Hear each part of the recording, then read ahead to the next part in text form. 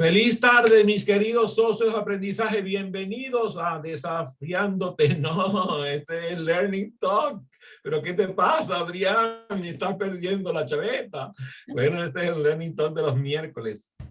Quizás estaba pensando precisamente decirle a mi amiga Tilly que estoy tomando algunas decisiones respecto a Desafiándote y estoy repensando a ver qué voy a continuar haciendo con este producto, pero Learning Talk lo voy a continuar durante algún tiempo más.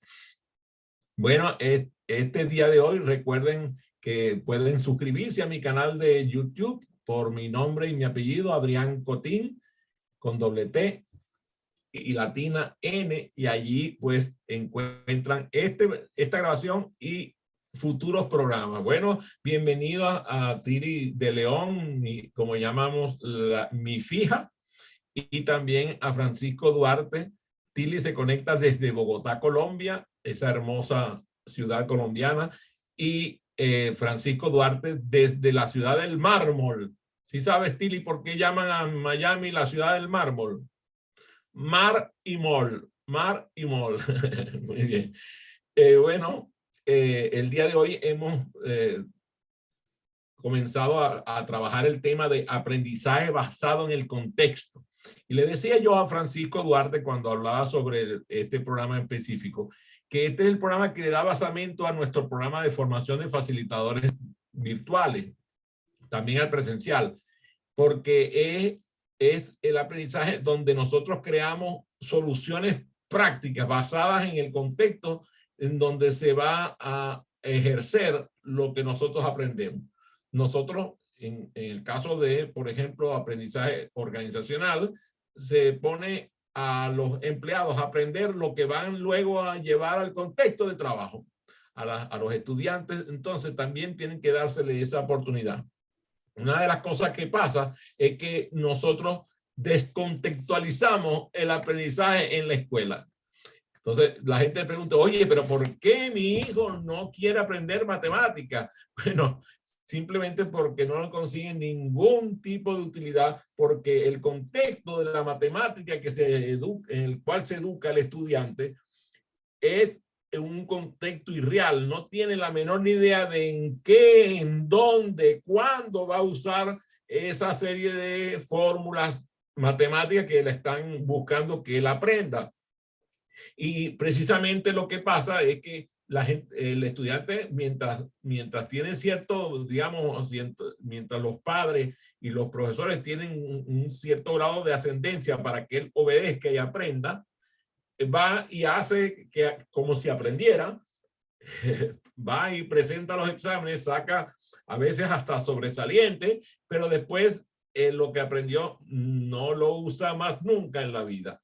Entonces, en este caso, la gente, nosotros sabemos muy bien que las matemáticas son muy útiles, lo sabemos bien.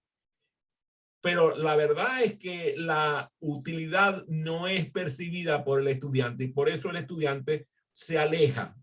La mayoría, millones de personas, sí, siguen totalmente en la ignorancia de para qué estudiaron algo de matemáticas.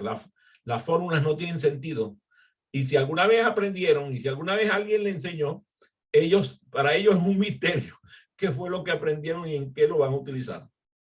Ahora, si quieren, empezamos a conversar acerca, por ejemplo, de castellano y literatura, o de biología, o de mineralogía, o de historia, o de geografía. Es exactamente lo mismo. Las personas dicen, bueno, ¿por qué tú no sabes cuál es la capital de Moldavia? Porque simplemente yo voy a Google y le pongo capital de Moldavia y me sale la respuesta y no tengo por qué saberla. Si a mí me preguntan, por ejemplo, ¿cuántos continentes tiene el mundo? Voy a Google y le pregunto. Y digamos, las materias deberían darse de tal manera de que la pregunta que le hagas a Google de la materia no la pueda responder. Y ahí está algo muy importante. Si yo, por ejemplo, le pregunto a Francisco, hoy tuvo un extraordinario programa con un experto en el ramo energético y de gas, que, bueno, ha estado vinculado a la industria petrolera y gasífera desde hace más de 45 años, si no me equivoco, 48, 50 años, algo así tenía la persona, es el director de una revista prestigiadísima del tema de petróleo y gas, que tiene 40, no me acuerdo bien, Francisco, ayúdame, que tiene 45 o 48 años de existencia. Sí, 45 años de creada la revista. Imagínate. Es la más antigua de Latinoamérica, es la más antigua de Latinoamérica. Y seguramente una de las más antiguas del mundo, porque de verdad que 45 años es un tiempito para una revista, ¿no? Sí, entonces, ahora imagínate, las preguntas que le hizo Francisco a mí me encantaron, porque las preguntas que él le hizo no las puede contestar Google. Algunas sí. Por ejemplo, le hizo una pregunta respecto a que en qué era donde más se utilizaba energía. Entonces él se puso a pensar y dijo, bueno, principalmente el ser humano, el que usa más energía, lo usa en sus autos, lo usa en sus casas, o sea, le dio una respuesta basada en la lógica. Si esa pregunta se le hubiera hecho Francisco, y le voy a pedir a Francisco que esta noche haga el intento, que haga la misma pregunta, se lo haga a San Google, y San Google le va a dar la respuesta correcta con una precisión del día de hoy. Si él le pone el parámetro de que le dé la respuesta al día de hoy, probablemente San Google le dé la respuesta al día de hoy de esa información, que es una información de carácter estadístico energético. Pero las preguntas que le hizo no tenían respuesta de esas que puede encontrar en una plataforma web. Un buscador no le hubiera contestado las preguntas que él le hizo. Los estudiantes pasan la vida recibiendo preguntas que resultan para ellos inútiles. Nosotros quizás deberíamos preguntarle cuáles son los obstáculos que les ocurren a ellos en su educación. ¿Cuáles son las materias y para qué le van a servir? Suponte, ¿cómo se llama? Vamos a decir que es Valeria, pues la hija de Francisco. Que Valeria va a ir a estudiar un máster. Y entonces le pregunta Francisco que qué materia va a estudiar en la maestría. Y para qué le va a servir. Ella te aseguro que le va a dar una respuesta precisa. Y entonces por eso es que ella se interesa en seguir estudiando su maestría. Cualquier cosa que un estudiante tiene alguna forma de responder esa pregunta, ¿para qué le va a servir? Ese estudiante va a estudiar. Absorber de forma pasiva los contenidos que nosotros le entregamos no le permite a la gente adquirir las habilidades que luego van a utilizar, porque ni siquiera van a poderse informar de forma efectiva acerca de esa habilidad, de ese conocimiento, de esa valor o de esa actitud. Simplemente lo que hacemos es hacer que ellos, la mayoría del estudiantado está recordando hechos, recordando datos. Los ponen a estudiar historia, entonces tienen que recordar fechas. Los ponen a estudiar geografía y le ponen a recordar lugares. Le ponen a estudiar biología y lo ponen a recordar elementos de la botánica o de la parte de la fauna o de la flora.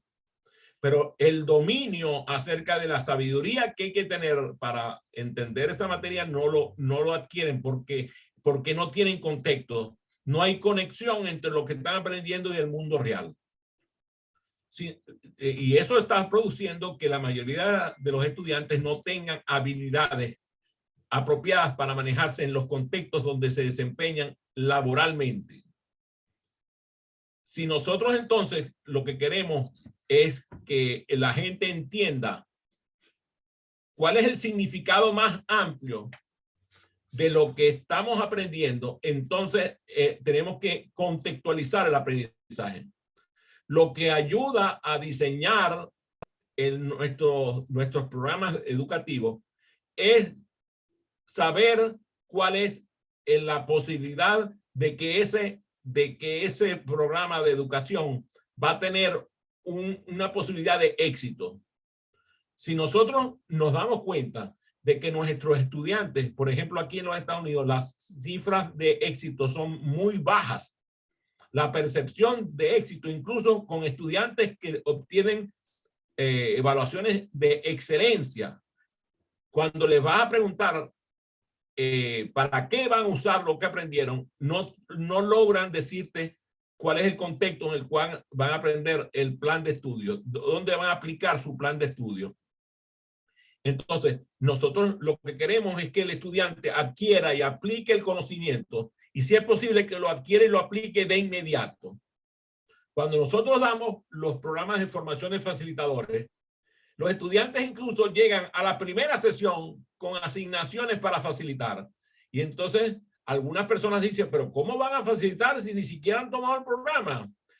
Bueno, es que la gente es tan maravillosa que tú le pones la asignación y ellos van y averiguan cómo lo van a hacer, porque a la gente no le gusta fracasar. Y llegan a la sala haciendo cosas que todo el mundo queda con los ojos blancos y sin vista. ¿Por qué? Porque logran utilizar metodologías activas, aplicaciones tecnológicas en la primera sesión que dejan a todo el mundo asombrado. ¿Cómo fue que hiciste eso? ¿Cómo fue que aprendiste eso? ¿Por qué? Porque el autoestudio, el aprendizaje autónomo es lo que le permite a él lograr lo que para él o ella es importante. Nosotros entonces tenemos que buscar que el aprendizaje ocurra en por ejemplo, en un ejemplo ficticio. O sea, lo que nosotros hacemos, de verdad, es agarrar al facilitador que llega a nuestra sala de aprendizaje y ponerlo en un ambiente ficticio, con socios de aprendizaje que son simplemente sus propios compañeros que están tomando el programa con ellos. Y entonces ellos vienen, ejercen su papel de facilitadores, facilitando. Aprender a facilitar se aprende facilitando. Entonces lo que hacemos es que ellos aplican el conocimiento que adquirieron por aprendizaje autónomo, de tal manera que promueven su aprendizaje, promoviendo el aprendizaje de otros, poniendo en experiencia práctica lo que son los conceptos que van aprendiendo.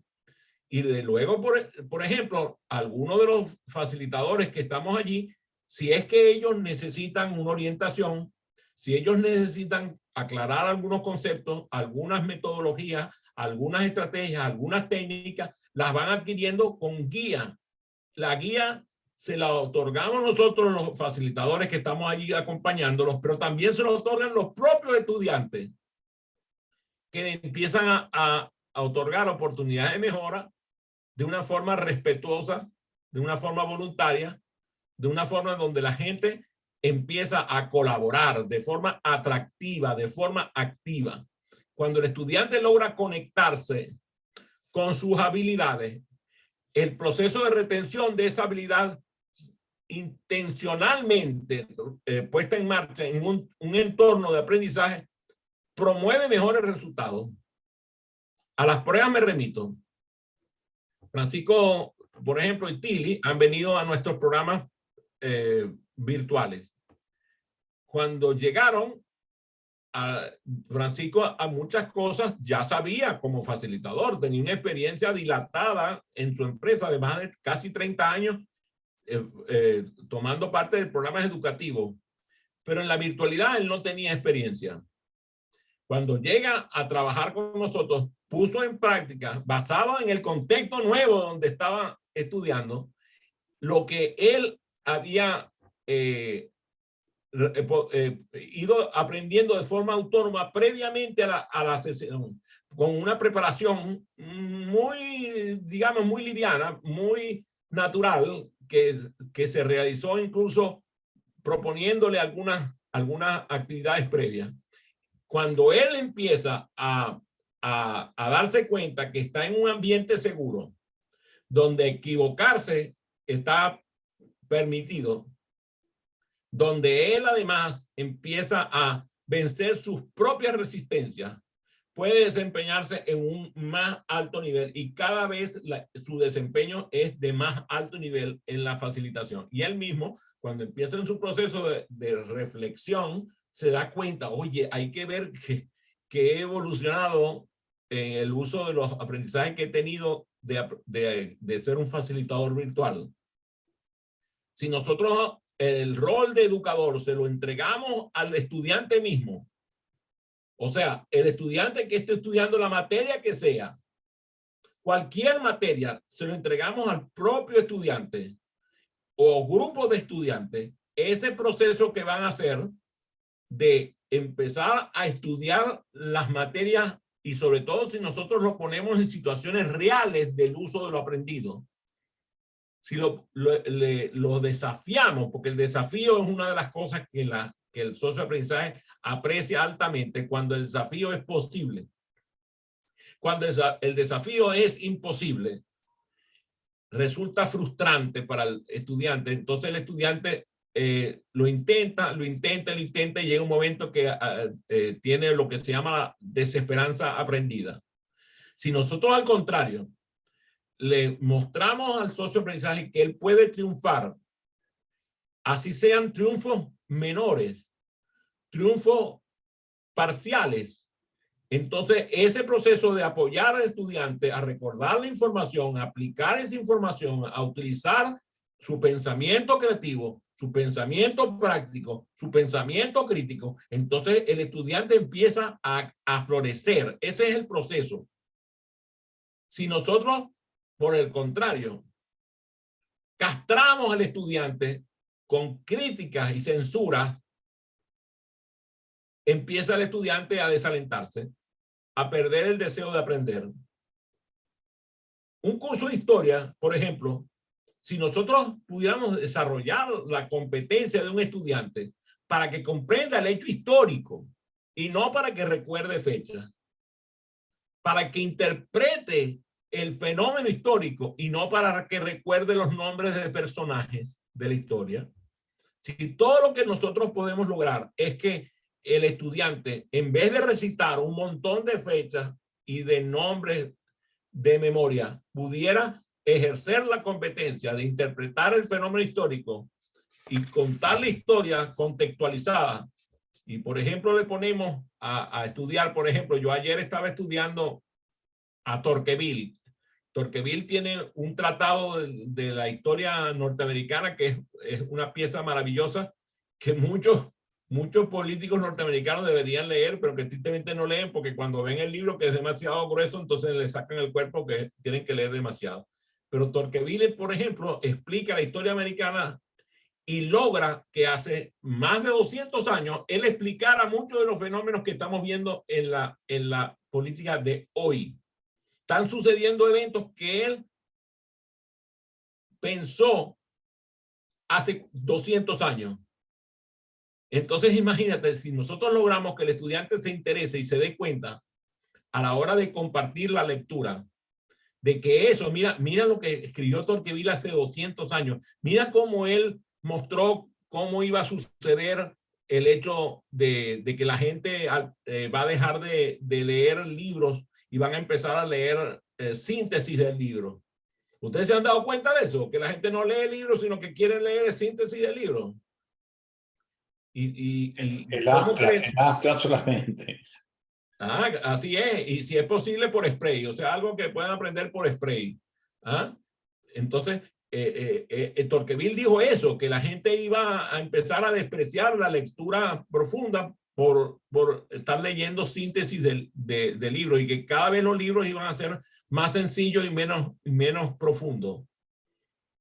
¿Quién iba a pensar que hoy el negocio de libros de autoayuda con libros totalmente insulsos iba a tener un éxito editorial descomunal hasta el punto que un autor puede producir 2 y 3 libros al año? ¿Cómo un autor de pensamiento profundo va a producir 2 y 3 libros al año? ¿Cómo? Es una cosa inconcebible. ¿Pero por qué? Porque es un negocio.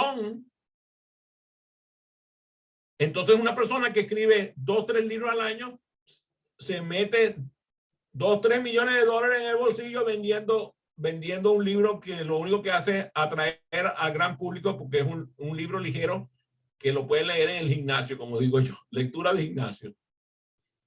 Entonces, si nosotros nos damos cuenta de que podemos lograr que disciplinas como la arquitectura, la ingeniería, la medicina, la programación, me refiero a la programación de computadoras, se puedan lograr que estas personas puedan ligar todas estas carreras con el aprendizaje de la matemática. Entonces tendremos un mundo. Esta mañana decía precisamente Jorge Sajía que en su casa habían 3 carreras: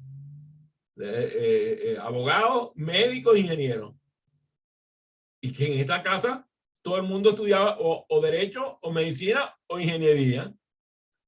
El contexto hace que el propio estudiante se mueva a emular al grupo familiar. Puede ser que de pronto salga alguien y dice, no, a mí no me interesa ninguna de esas carreras. Pero como va a estar rodeado de gente que estudia, va a estar rodeado de gente que lee, entonces probablemente él estudie y él lea. Eso es importantísimo que lo veamos. ¿Cómo podemos evitar los obstáculos que se le ponen hoy en el sistema educativo a los estudiantes, que no le permiten pensar en tener éxito, hasta el punto de que, por ejemplo, las cifras de estudiantes que se dan de baja en el bachillerato, en la secundaria, en España, por ejemplo, las cifras son realmente estremecedoras. Estamos hablando del 50% del estudiantado está fuera del proceso educativo antes de culminar en la secundaria. Algo tiene que estar pasando. También en los Estados Unidos, ahorita no tengo la cifra en la mente, pero es también muy importante la cantidad de personas que no están obteniendo títulos ni siquiera del bachillerato. No se diga de college o de universidad. Si nosotros lográramos que el estudiante reconociera que hay una oportunidad valiosa en estudiar, pero claro, si nosotros revisamos lo que costaba hace unas décadas atrás una carrera universitaria en los Estados Unidos y lo que cuesta hoy, nos daríamos cuenta que la brecha es abismal. No puede ser, con toda la inflación que tú quieras calcular, de que nosotros estemos aquí en carreras universitarias que cuestan al menos $50,000 al año, cuando no más. De hecho, las universidades Ivy League cuestan $160,000, $180,000 al año, en donde un estudiante termina endeudado hasta la coronilla y termina endeudado hasta cumplir a veces 50 años, 60 años de edad. Todavía está debiendo préstamos de estudio. Algo tiene que estar mal ahí.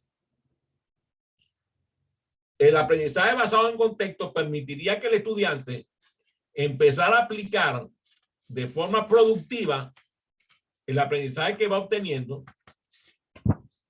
en una actividad redituable, una actividad que le produzca ingresos. Si el estudiante puede explorar y relacionar la información que obtiene en su escolaridad con el contexto en el cual puede ocuparse, la curiosidad lo va a mover a seguir estudiando. Si además garantizamos que el estudiante, al aprender algo, colabore en el aprendizaje de otro, que es una ley que nosotros estudiamos, ¿verdad, Francisco? Lo estudiamos en el programa de formación de facilitadores, que nos dice que hasta que nosotros logramos que otro aprenda con base en lo que nosotros aprendimos, el aprendizaje no será completo. Esa es la quinta ley de Robert Pike. La gente sabe lo que sabe cuando le toca colaborar en el aprendizaje de otro. Si nosotros al estudiante, desde que está en la primaria, lo educamos para que busque colaborar en educar a otro, entonces veremos la famosa historia de que el hijo del mecánico aprende mecánica del padre, de que el hijo del carpintero aprende carpintería del padre. Por ejemplo, en el caso mío, aquí en mi casa, mi esposa Iris, que tiene habilidades más allá de lo que se puede imaginar, porque de verdad que es multisápida y multihábil. Resulta que yo veo a mi hijo Andrés Miguel cómo aprendió con su madre muchas de las habilidades que ahora pone en práctica él mismo en su vida personal, en el mundo de la carpintería o de todo lo que es habilidades que tienen que ver con trabajo en el hogar. Lo mismo Alexander Daniel. Aprendieron con su madre, porque de verdad que yo soy medio inútil en ese sentido. No puedo menos que reconocerlo. Pero fíjate, mi hijo, por ejemplo, también emuló y sigue el ejemplo de la lectura, del interés por la lectura, del interés por el conocimiento, del interés por el pensamiento crítico, que lo aprendió al lado mío. Entonces, que por un lado aprendió algunas habilidades por el lado de su mamá y algunos conocimientos por el lado mío. Si nosotros podemos lograr que nuestros hijos crezcan en un ambiente de aprendizaje, y para eso el padre y la madre tienen que estar presentes. ¿Y cómo pueden estar presentes si la mayoría de los padres están trabajando desde la mañanita hasta la nochecita? Hay algo que está mal ahí. Hay algo mal, hay algo injusto allí. Si el padre y la madre no están colaborando en el proceso de aprendizaje del hijo, el aprendizaje del hijo disminuye. Parece una cosa obvia, pero los temas son tan prácticos como lo que el padre y la madre ponen en práctica en su hogar. Si nosotros no dejamos que nuestros hijos aprendan en el hogar del buen ejemplo que le pueden proveer su padre y su madre, ¿cómo van a construir intencionalmente algo que no vieron en su casa? Muchos padres incluso, a raíz de este fenómeno, entregan en depósito, digo yo, a los hijos en las escuelas. Y estos días escuchaba que las sociedades de padres y representantes tienen un problema enorme porque resulta que los padres y representantes no acuden a las reuniones de padres y representantes. Son muy pocos los padres y representantes que acuden.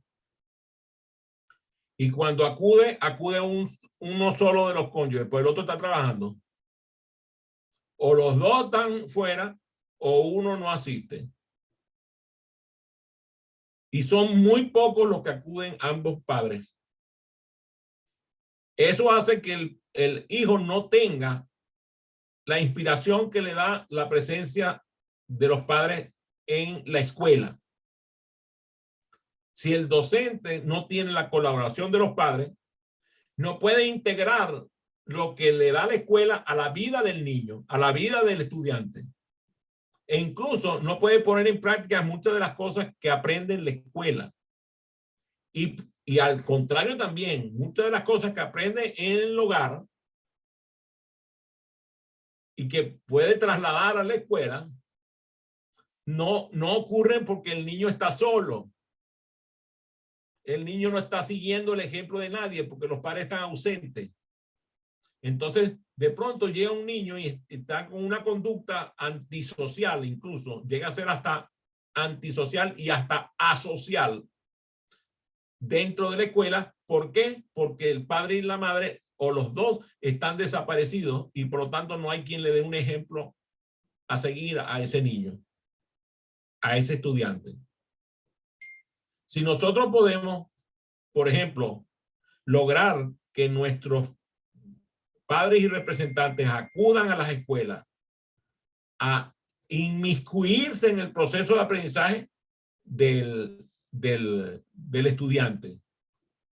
Entonces, el contexto en el cual el estudiante va a estar en el hogar le va a permitir aplicar muchas de las cosas que aprendió en la escuela.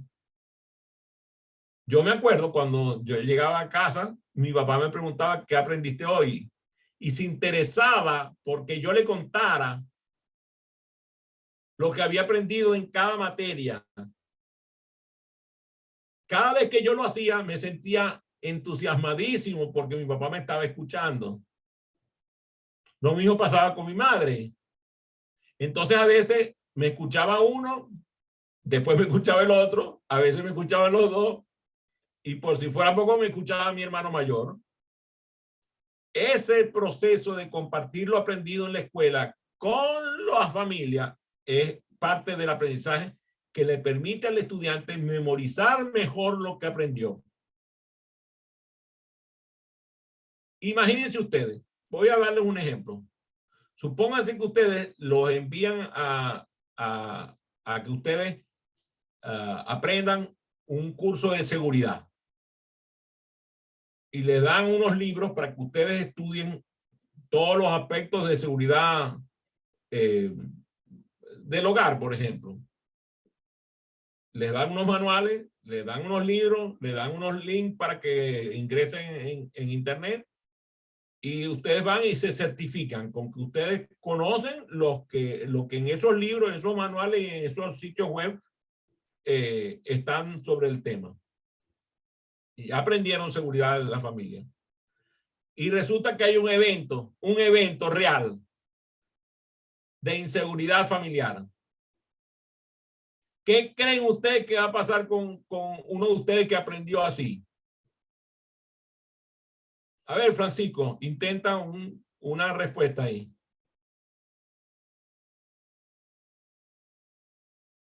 Bueno, una de las cosas que pasa es que inmediatamente comienzan a buscarse formas de aplicar aquello que se ha aprendido en prevención de seguridad, justamente, ¿no?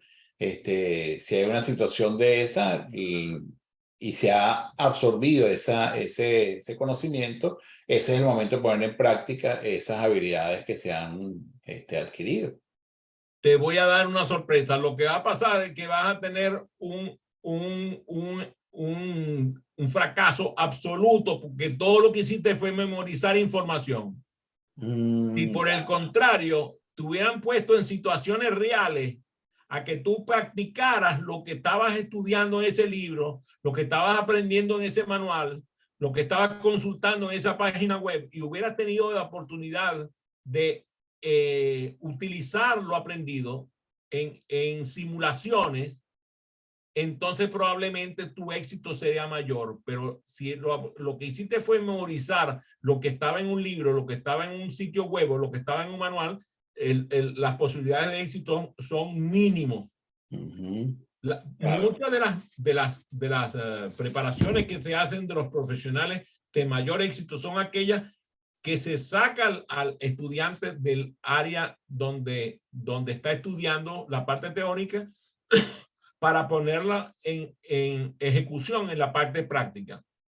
Mi hijo, por ejemplo, sería como que intentar hacer una reactivación cardiovascular solamente basada en el manual, pues es lo que entiendo. Que a la hora así es, tal a la hora de hacer cual. la reactivación cardiovascular, que no es tampoco un procedimiento tan sencillo, tiene una serie de técnicas, pero si no se ha practicado adecuadamente, pues, y además frecuentemente, ¿no? Pues las probabilidades de que resulte exitosa también disminuyen, ¿no? Muy bien, imagínate una situación así como esta. Suponte que tuvieran que operarte una uña del dedo gordo, y que el cirujano que te va a operar la uña del dedo gordo hubiera estudiado su carrera de medicina por internet. ¿Cómo te sentirías con ese cirujano a la hora de entrar en el quirófano? Altamente asustado. Ahora piensa que el piloto del avión donde tú te vas a montar hubiera aprendido a pilotear de la misma manera. Posible, imagínate. Te asustarías, ¿verdad? Wow, sí, Bueno, definitivamente. eso es lo que estamos haciendo con nuestros estudiantes. Los estamos aislando del mundo real y los estamos preparando para un mundo que no existe. El contexto debe importarle al educador en todo momento. Sí. El costo del fracaso de un estudiante, después de haber pasado 11 años, por ejemplo, calculando más o menos 6 años de la primaria y 5 de la secundaria, son 11 años.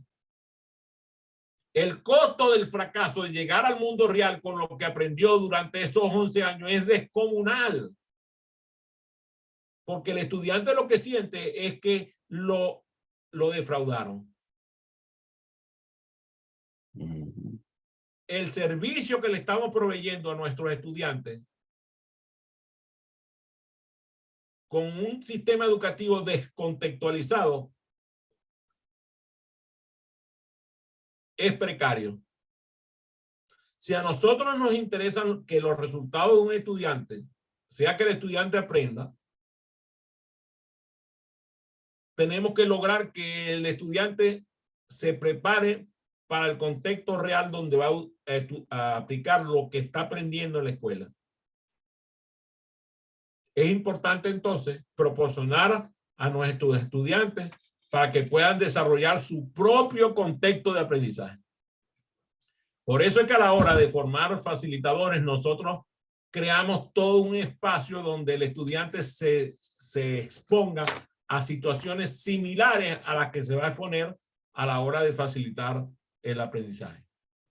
Si por el contrario ocurre que en el programa quien llega a facilitar soy yo en vez de mi socio de aprendizaje, lo que va a pasar es que yo voy a reforzar cada vez más mis habilidades como facilitador y que las habilidades de facilitador de mi socio de aprendizaje no se van a desarrollar. Por eso se llama formación de facilitadores y no formación acerca de facilitadores. No es aprender acerca de facilitación, es aprender a facilitar. Si por el contrario lo que yo hago es facilitar yo, el que va a seguir aprendiendo a facilitar soy yo, pero mis socios de aprendizaje no van a aprender. Por eso el aprendizaje basado en contexto a mí me parece vital para nosotros hoy y es una llamada de atención a la mayoría de los educadores a aprender cómo se hace el aprendizaje basado en contexto. Cuéntame, ¿cómo te resuena este tema que hemos conversado el día de hoy? Este tema es extraordinario, Adrián. Primero porque, bueno, se enmarca dentro de todo esto que se ha llamado el constructivismo, pues, y todo lo que estas teorías de Vygotsky sobre la aplicación del aprendizaje en un contexto determinado. Y ahí quiero agregar, escuchándote, me hacía la pregunta, ¿de dónde radica esa resistencia? Por ejemplo, el sistema educativo. Yo que pertenezco pues, a la planta docente de la principal universidad de mi país, y te comento que hay una gran resistencia en general del personal docente a dar ese paso de la teoría, de lo conceptual a la práctica. Y hay paradigmas que muchas veces impiden. Por ejemplo, te voy a dar un caso concreto en la asignatura, una de las asignaturas que yo facilitaba a nivel de posgrado, en el posgrado en gerencia empresarial. La asignatura se llama Empresa y Gerencia. Y la mayoría de los profesores esperaban, ¿verdad?, a que se firmara o que la universidad firmara un convenio con las grandes empresas para que entonces los estudiantes, si acaso al final del semestre, pudieran hacer una práctica de unas cuantas horas y poder tener la autorización de la empresa para que los dejaran entrar y poder de alguna manera vivenciar, entre comillas, esa experiencia del mundo empresarial. Y yo me pregunté un día y dije, bueno, pero aquí alrededor de este sitio donde teníamos las clases, que era fuera del campus universitario, hay una serie de pequeños locales, cafeterías, panaderías, había abajo una arepera, una arepera. Una venta de arepa. Sí, donde, digamos, como tú sabes, pues allá en Venezuela, la mayoría de las areperas están los dueños son provenientes de Portugal. Y a mí se me ocurrió un día eso, sí, bueno, miren, vamos a estudiar esto, que estamos hablando de lo que llamamos el sistema sociocultural de las organizaciones, y los invité a que nos estuviéramos, y un grupo fue a la panadería, otro fue a la cafetería, y otro fue a la arepera. Y de regreso, ¿verdad?, fueron una situación de observación de 30 minutos y al regreso era justamente cómo ellos habían visto el match, la relación entre lo que estábamos estudiando, que era aparentemente conceptualmente complicado, y lo que estaban viviendo en una arepera, por ejemplo. Y aquello fue maravilloso porque fue el descubrir y decir, oye, uno, no tengo que yo tener una empresa o dentro del paradigma, una macroempresa de 10.000 trabajadores para yo poder hacer una práctica de mi aprendizaje. Y lo segundo es el darse cuenta de que, por ejemplo, hay ciertos conceptos que igual se aplican, así sea una empresa de esta naturaleza, ¿verdad? Un comercio, que igual es una empresa muy grande, ¿no? Entonces, eso, el sistema, por ejemplo, la cultura organizacional es un concepto que se aplica en cualquier nivel de organización, ¿no? Entonces, Bien. eso te lo comento como un ejemplo de la importancia, ¿no? De esto que se llama el aprendizaje en contexto, ¿no? Cambia radicalmente la percepción y la utilidad, tal cual como tú lo decías, ¿no? Del aprendizaje. Así que a mí me Muy bien. parece un tema... Déjame hacerte una pregunta a ver si puedo transmitir algo importante. ¿Tú sabes cuánto cuesta un avión Boeing 787? Bueno, calculo que varios cientos de millones de dólares, por lo menos, no sé, 1.000 millones de dólares quizás. No, vale 248.3 millones de dólares. Ah, ok. ¿Sabes cuánto cuesta una hora de vuelo de un 787? No. 30.950 dólares. Wow. Por lo tanto, suponte que un Boeing 787, por falta de pericia del piloto, de haber sido educado correctamente, además de las pérdidas humanas y de las pérdidas materiales que pueden causar, va a causar la pérdida de 248 millones de dólares. Claro. ¿Tú crees que la empresa va a arriesgar semejante suma de dinero por no educar a su piloto? Claro, claro, por supuesto que no, exactamente. Por supuesto que no, ¿verdad? Muy bien. Entonces, yo te pregunto, ¿cuánto calculas tú que cuesta el fracaso de un estudiante que lo mandan al mundo real a fracasar? Wow. Yo diría que incalculable. Entonces, lo que pasa es que el costo no puede ser tan preciso como el precio del Boeing que te acabo de dar. Entonces, como el fracaso no se puede contabilizar de la misma manera, simplemente sigue pasando y cada día se envían contingentes de estudiantes a fracasar en sus ambientes reales por no haber sido educados para aplicar lo aprendido en un contexto real. Ya. Recuerda la primera vez de cualquiera de los trabajadores que llegaron a tu empresa con cero experiencia laboral, pero habiendo estudiado una carrera universitaria. Piénsalo. ¿Qué pasó cuando llegó un estudiante sin previa experiencia laboral, después de haber estudiado 6 años de primaria, 5 de secundaria, 5 de universidad? O sea, estamos hablando después de haber estudiado 16 años, llegó a tu empresa y llegó el primer día de trabajo. Piensa cuánto pudo hacer ese estudiante hasta que la empresa logró prepararlo para hacer el trabajo real. El costo es descomunal para el sistema. Este fracaso, que es un fracaso de todos nosotros, al no haber podido, como tú bien dijiste a la hora de empezar a hacer tu intervención, de por qué el sistema educativo no reacciona y sigue haciendo más de lo mismo, repitiendo la famosa frase de: si siempre haces lo que siempre hiciste, siempre obtendrás lo que siempre obtuviste. Si quieres cambiar lo que está sucediendo, cambia lo que estás haciendo, y eso es lo que nosotros debemos buscar a través de la comunicación. Con un gusto, un placer y un honor compartir contigo esta conversación y con la gente que se conectó por vía de Facebook y los que van a ver la grabación de este programa. Gracias a ti, Adrián, por este espacio de Learning Talk, que nuevamente lo valoro y lo reconozco como un espacio de aprendizaje importantísimo. Así que gracias por esta invitación. Recuerden suscribirse a mi canal en YouTube.